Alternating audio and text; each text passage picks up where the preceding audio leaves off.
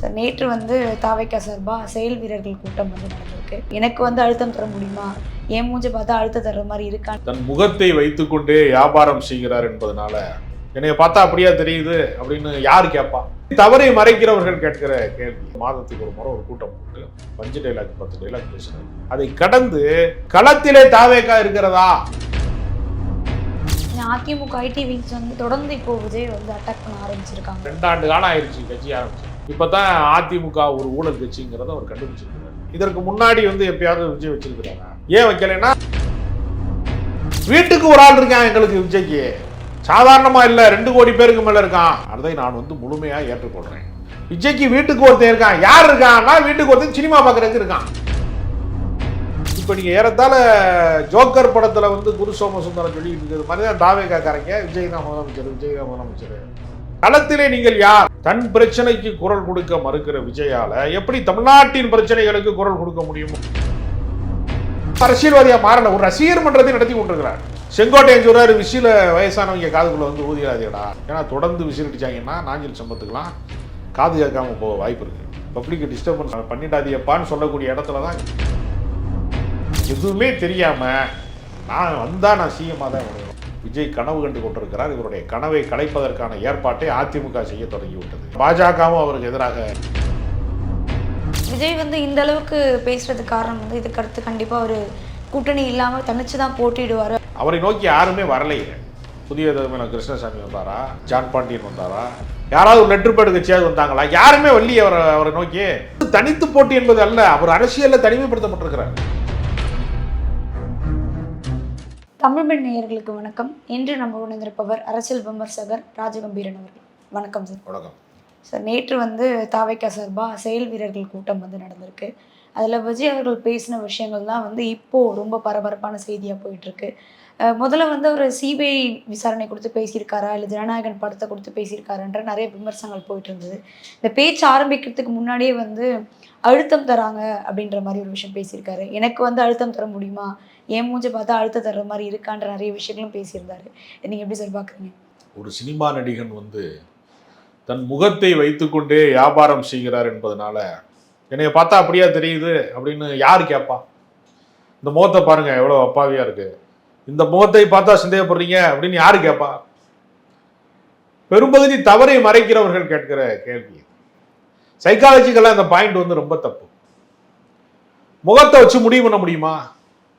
Osama bin லேடனுடைய புகைப்படத்தை பார்த்துருக்கீங்களா? அப்படியே மெல்லிய உருவத்தில் இருப்பார் அவரு. அதனால அவருக்கு பின்னாடி இருக்கக்கூடிய வழக்குகள் எல்லாம் பொய்யானு சொல்ல முடியுமா? அப்படி இல்லை அது விஷயம். அது ஒருத்தருடைய தோற்றமோ ஒருத்தருடைய முகபாவமோ அல்ல, ஒருத்தருடைய செயல்தான் விளக்கம். யார் என்ன செய்தாலும் அதனுடைய செயல்தான் அதற்கு விளக்கமே தவிர என்னைய பார்த்தா அப்படி தெரியுதா, இதெல்லாம் என்னன்னா பில்டப் பண்ணக்கூடிய ஒரு அரசியலை அவங்க செய்கிறாங்க. ஏறத்தாழ தமிழ்நாட்டு அரசியலிலே திமுகவா அதிமுகவா என்கிற இருதுருவ அரசியல் தான் நெடுங்காலமாக நிகழ்ந்து கொண்டே இருக்கிறது. அதிமுக பலவீனப்பட்டாலும் அதுதான் 2வது இடத்திலே இருக்கிறது. அது 2வது இடத்திலே இருக்கிற காரணத்தினாலே தான் பாஜக அவர்களை கெட்டியாக கட்டிப்பிடித்துக் கொண்டு கூட்டணியை விட்டு வெளியேறாமல் பார்த்துக் கொள்கிறார்கள். விஜய்க்கு 2 அஜெண்டாக்கள் தரப்பட்டது. சிறுபான்மை வாக்கு வங்கியை சிதறடிப்பது. திமுகவினுடைய வாக்கு வங்கியாக அடித்தளமாக எது இருக்கிறது என்றால் சிறுபான்மை மக்களோட வாக்கு வங்கி இருக்கிறது. ஒரு 15-16% வாக்கு வங்கி இருக்கிறது. அதை சிதைத்து விட்டாலே திமுக பலவீனப்பட்டுவிடும். திமுகவுக்கும் அதிமுகவுக்குமான வித்தியாசம் என்பது வெறும் 3% தான். 20 லட்சம் வாக்குகளுக்கு உட்பட்டுத்தான் அது இருக்கக்கூடும். எனவே அந்த வாக்குகளை பிரித்தாலே ஆளுங்கட்சி என்கிற இடத்திலே இருந்து திமுக கீழே சீட்டுக்கட்டு மாதிரி சரிஞ்சிரும். சரிந்தால் என்டிஏ கூட்டணி வந்துடும். எடப்பாடியை ஒரு பொம்மை முதலமைச்சராக வைத்துக்கொண்டு ரிமோட் கண்ட்ரோலாக பாஜக ஆளுகிற அரசாங்கத்தை தமிழ்நாட்டிலே நிகழ்த்தி விடலாம் என்று அவர் நினைத்தார். ஆனால் இங்கே என்ன நடந்துச்சுன்னா திமுக கூட்டணியினுடைய வலிமையை யாராலும் சிதைக்க முடியல. அப்ப இவர் என்ன செய்யறாருன்னா நான் தான் எம்ஜிஆர்னு சொல்றாரு விஜய். அப்படி சொன்னதன் மூலமாக அதிமுகவினுடைய வாக்கு வங்கிக்கு ஒரு சேதாரத்தை விளைவிக்கிறார். அவர் கூட்டணிக்குள்ளேயும் வர மறுக்கிறார். வந்தா அவருடைய தலைமை பண்பு கேள்விக்கு உள்ளாக்கப்படும்.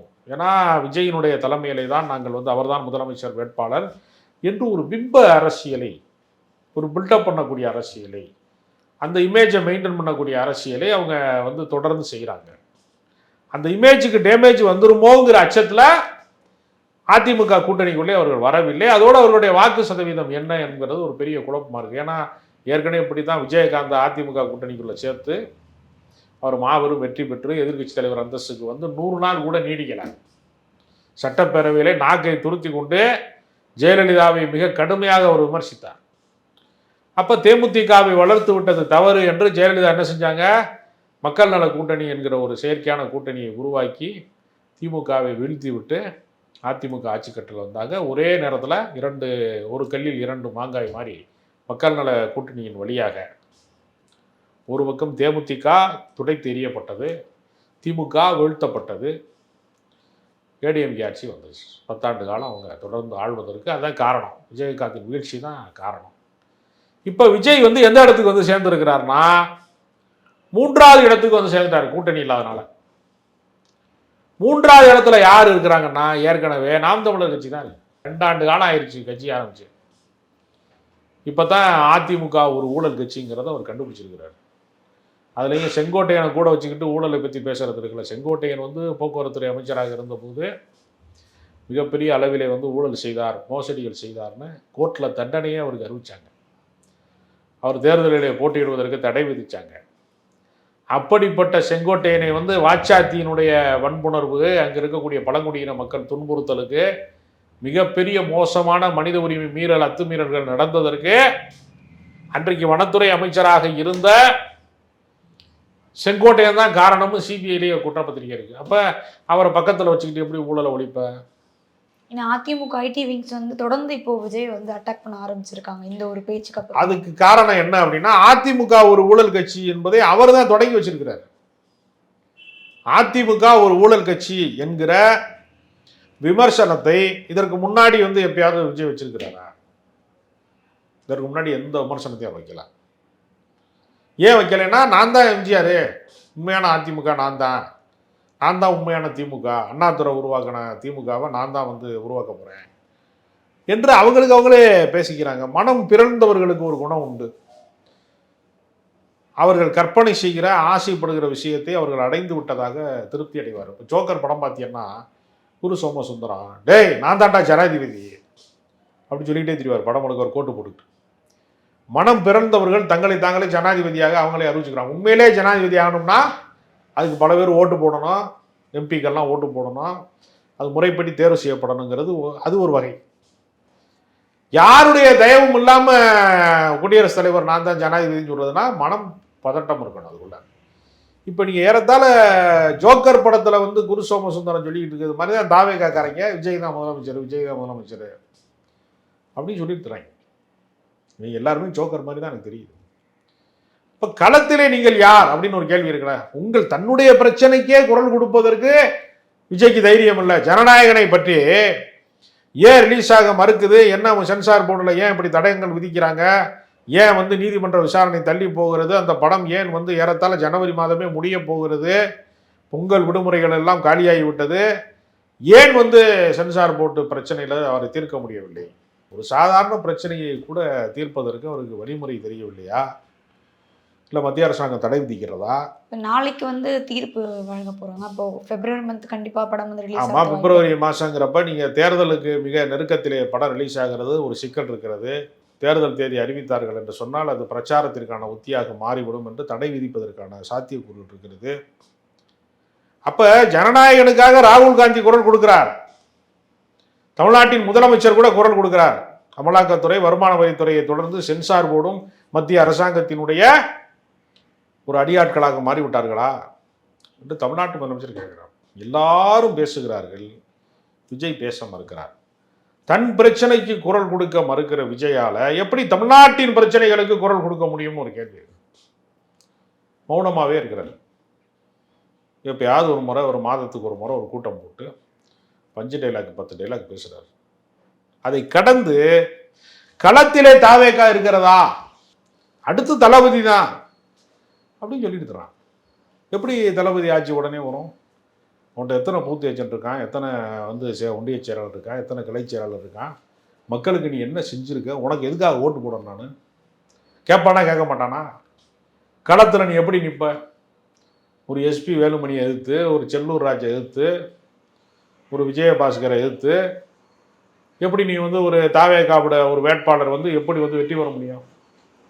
அவர்கள் மக்களோடு மக்களாக பழகிறான்ல, எல்லார் வீட்டு கல்யாணத்துக்கும் வந்து நிற்பான் அரசியல்வாதி,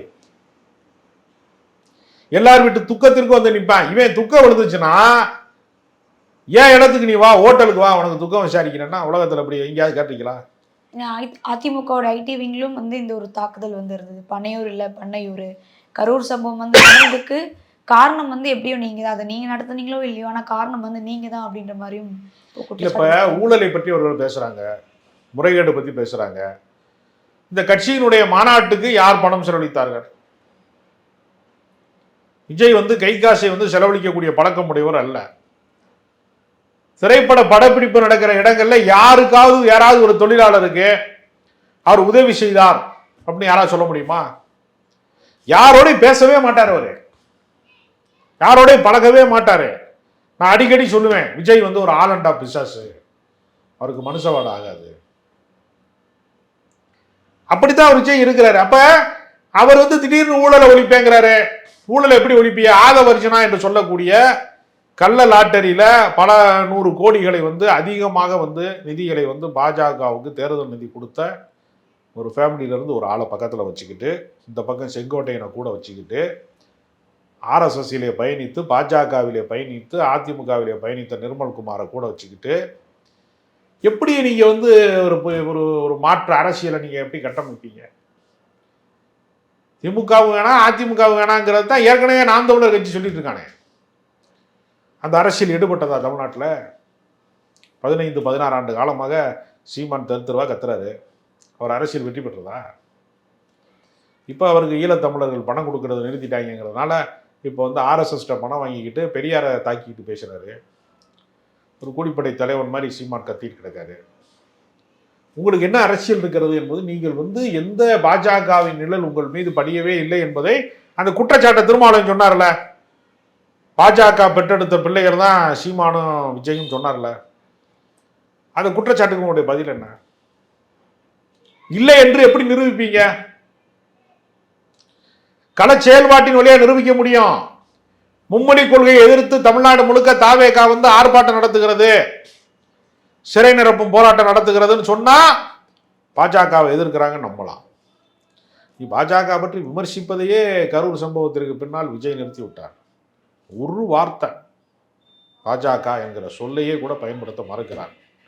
அதனால தமிழ்நாட்டு அரசியலிலே 3வது இடத்துக்கு தான் விஜய் முயற்சி செய்கிறாரே தவிர அவரால் 2வது இடத்துக்கு கூட வர முடியாது என்பதுதான் கலாச்சாரம். விஜயை பொறுத்தவரையில அவர் இன்னும் அரசியல்வாதியா மாறல, ஒரு ரசிகர் மன்றத்தை நடத்தி கொண்டிருக்கிறார். செங்கோட்டையன் சொல்றாரு, விஷயில வயசானவங்க காதுக்குள்ள வந்து ஊதிராதியடா அப்படிங்கிறார் செங்கோட்டையன். ஏறத்தாழ அவரே வயதானவர் தான், அவர் காதுக்குள்ள ஊதிராதியம் தான் சொல்றாரா என்னன்னு தெரியல. ஏன்னா தொடர்ந்து விசில் அடிச்சாங்கன்னா நாஞ்சில் சம்பத்துக்கெல்லாம் காது கேட்காம போக வாய்ப்பு இருக்கு. வரம்பு மீறி விடாதீர்கள். எப்படி சோரேறி குதிக்கிறீங்களோ, எப்படி மரத்து மேலே ஏறுறீங்களோ, அது மாதிரி விசில் ஊதுறங்கிற பேரில் பப்ளிக்கை டிஸ்டர்பன்ஸ் பண்ணிடாதியப்பான்னு சொல்லக்கூடிய இடத்துல தான் செங்கோட்டையன் இருக்காரு. நேற்று நாஞ்சில் சம்பத்து பேசுனதுக்கு பின்பு தான் மொழிப்போர் தியாகி தினம்னா என்னங்கிறதே தாவேகாக்காரனுக்கு எல்லாருக்குமே தெரியுது. விஜயே ஆச்சரியமாக பார்க்குறாரு, இப்போ இப்படிலாம் நடந்திருக்கு அந்த நாட்டில். அதனால் இந்த நாட்டினுடைய வரலாறு தெரியாது, அரசியல் தெரியாது, இந்த நாட்டில் நடந்த நிகழ்வுகள் தெரியாது, பாதிக்கப்படுகிற மக்கள் என்றால் யார் என்று தெரியாது, எதுவுமே தெரியாமல் நான் வந்தால் நான் சிஎம்மாக தான் வருவேன், வந்தால் நான் ராஜாவாக தான் வருவேன்னு ஒரு படம் வந்துச்சு. அது மாதிரி நான் வந்தால் சிஎம்மாக தான் வருவேன்னு விஜய் கனவு கண்டு கொண்டிருக்கிறார். இவருடைய கனவை கலைப்பதற்கான ஏற்பாட்டை அதிமுக செய்ய தொடங்கிவிட்டது. பாஜகவும் அவரை வந்து சிறுபான்மை வாக்குகளை சிதறடிப்பார் என்று நம்பிக்கொண்டிருந்தது. அவர் நடக்கலை, அவங்க நினைச்சது நடக்கலைன்னு பாஜகவும் அவருக்கு எதிராக திரும்பி விட்டார்கள். அதனால இருதுருவ அரசியலாக திமுக அதிமுக தான் இப்போதும் இருக்கிறது களத்தில். என்டிஏ கூட்டணியா திமுகவா என்கிற போட்டி தான் நடக்க போகுது. நாம் தமிழர் கட்சிக்கும் தாவேகாவுக்கும் 3வது இடத்திற்கு யார் முன்னுக்கு வரப்போகிறார்கள் என்கிற போட்டி தான் நடக்க போகுது. ஒருபோதும் விஜயால தேர்தல் அரசியலை வெல்ல முடியாது அப்படிங்கிறத நடைமுறை யதார்த்தமாக நான் பார்க்குறேன். தமிழிசை அவர்களும் சொன்ன ஒரு விஷயம், விஜய் வந்து ஒரு ஜீரோ மாதிரி, அதாவது ஒரு ஜீரோக்கு வந்து இன்னொரு வேல்யூ வந்து சேர்ந்தா தான் ஜீரோக்கு வந்து வேல்யூ இருக்குன்னு சொல்லுவாங்க. ஸோ விஜய் வந்து ஒரு ஜீரோ மாதிரி தான். இதே என்டிஏ கூட்டணி வந்து சட்டமன்ற தேர்தலில் வெற்றி பெற்றா விஜய்க்கு வந்து சுலபமாக அரசியல் பண்ண முடியும். இதே திமுக வந்து வெற்றி பெற்றால் அப்படின்னா கரூர் சம்பவத்தை நீங்கள் ஞாபகம் வச்சுக்கோங்க அப்படின்னு ஒரு எச்சரிக்கை வந்து விஜய்க்கு கொடுத்துருக்காங்க. பாஜகவோடு வந்து நீ சேராமல் உன்னால் ஒரு நாளும் அரசியலில் வெல்ல முடியாது என்று அச்சுறுத்தலை மிரட்டலை விடுக்கிறாங்க. பாஜகவோட போயிட்டா இவருடைய தனித்தன்மை வந்து இல்லாமல் போயிடும். தமிழ்நாட்டு அரசியலில் பாஜகவோடு கூட்டணி வைத்த ஒரே ஒரு பாவத்திற்காகத்தான் அதிமுக அழிந்து போய்விட்டது. பாஜகவோடு அவர்கள் உறவு வைத்துக் கொள்ளவில்லை அப்படின்னா அதிமுக வந்து ஒரு ஸ்ட்ராங்கான கட்சியாக தான் இருந்திருக்கும். இப்படி உடைந்து நொறுங்கி இப்படி மோசமான சூழ்நிலைக்கு அவர் போயிருக்காரு. ஓ பன்னீர்செல்வம் பாஜகவை நம்பி தான் தர்ம யுத்தம் தொடங்கினார். இப்போ அவருடைய நிலைமை என்ன? அவர் நடுத்தருவில் விட்டுட்டு போயிட்டாங்க. பாஜக இருக்கிறது என்கிற நம்பிக்கையில தான் வந்து டிடிவி தினகரன் வந்து அரசியலை வந்து எதிர்கொள்ளலாம்னு நினைச்சாரு. அவருடைய நிலைமை என்ன? இன்னைக்கு வந்து அவர் செல்வாக்கு இழந்து நிற்கிறார். பாஜகவை எதிர்த்து ஒரு வார்த்தை கூட பேசுவதற்கு அச்சப்படுகிற இடத்துல சசிகலா இருக்கிறார். இப்போ பாஜகவை நம்பி பயணித்தால் தமிழ்நாட்டு அரசியலிலே அவர்களுடைய அரசியல் எதிர்காலம் என்ன ஆகும் என்பதற்கு ஓ பன்னீர்செல்வம் ஒரு உதாரணமாக இருக்கார். அதனால் ஓ பன்னீர்செல்வம் இடம் காலியாக தான் இருக்குது, வாங்கன்னு விஜய தமிழிசை கூப்பிடுறாங்க. போனால் கதை முடிஞ்சிடும், போகலைன்னா அவங்களோட போராடணும். போராடுவதற்கு உங்களிடத்துல தைரியம் இருக்கிறதா, துணிச்சல் இருக்கிறதா, அறிவாற்றல் இருக்கிறதா? இதுதான் கேள்வி. களத்திலே உங்களால் நிற்க முடியுமா, தாக்கு பிடிக்க முடியுமா? ஒரு தேர்தலில் தோற்றா இன்னொரு தேர்தலை சந்திப்பதற்கு 5 ஆண்டு காலம் காத்திருக்கணும். 5 ஆண்டு காலம் காத்திருப்பதற்கு ஒரு திரைப்பட நடிகன் வந்து இன்னைக்கு 52 வயசு ஆகுதுன்னா நாளைக்கு 57 வயசு ஆயிரம். அடுத்த தேர்தல் வரும்போது 7 வருடத்துல நம்ம எத்தனை கால் ஷீட் கொடுக்கலாம், எவ்வளவு காசு வரும்னு ஒரு கணக்கு போடுவாரா? இல்லை 7 வருஷம் போனால் போயிட்டு போகுது, மக்களுக்காக நான் தியாகம் பண்ண போறேன்னா அவர் காத்திருப்பாரா? கள அரசியலுக்கு வருவாரான்னு ஒரு கேள்வி இருக்குல்ல. அதனால தான் இவர் தாக்கு பிடிக்க மாட்டாருங்க. கேரவனை விட்டு வெளியே வராத ஒருவர் மக்களுக்கான அரசியல்வாதி எப்படி மாற முடியும்? அதுக்கான வாய்ப்பே இல்லை. விஜய் வந்து இந்த அளவுக்கு பேசுறதுக்கு காரணம் வந்து இதுக்கு அடுத்து கண்டிப்பா ஒரு கூட்டணி இல்லாம தனிச்சு தான் போட்டியிடுவாரு அப்படின்ற ஒரு நிலைப்பாட்டில் தான் இருக்காரு. அந்த முடிவை நோக்கி அவர் தள்ளப்பட்டாரான்னு ஒரு கேள்வி இருக்குல்ல. அவரை நோக்கி யாருமே வரலையே. புதிய தலைமையில கிருஷ்ணசாமி வந்தாரா, ஜான் பாண்டியன் வந்தாரா, தமிழ்நாட்டினுடைய சிறு கட்சிகளாவது வந்ததா, யாராவது ஒரு லெட்டர் பேடு கட்சியாவது வந்தாங்களா? யாருமே வரலையே அவரை நோக்கி. அப்ப அவர் வந்து தனித்து போட்டி என்பது அல்ல, அவர் அரசியலில் தனிமைப்படுத்தப்பட்டிருக்கிறார். அவர் யாரோடும் உரையாடுவதற்கோ உறவாடுவதற்கோ அவரே தயாரா இல்லை. அதனால அவரை நோக்கி யாருமே போகலை. அதனால அதுக்கான டீம் அவர்கிட்ட கிடையாது. இந்த முறை அவர் வந்து அவருக்கு என்ன வாக்கு சதவீதம் இருக்கிறது என்பதை நிரூபிப்பதற்கான தேர்தலைத்தான் செய்ய முடியுமே தவிர அவர் அதிகாரத்தை கைப்பற்ற முடியாது. அவருடைய ரசிகர்கள் மிகப்பெரிய ஏமாற்றத்திற்கு ஆளாவார்கள். இவ்வளோ நேரம் வந்து நிறைய விஷயங்களை பகிர்ந்தமைக்கு நன்றி சார்.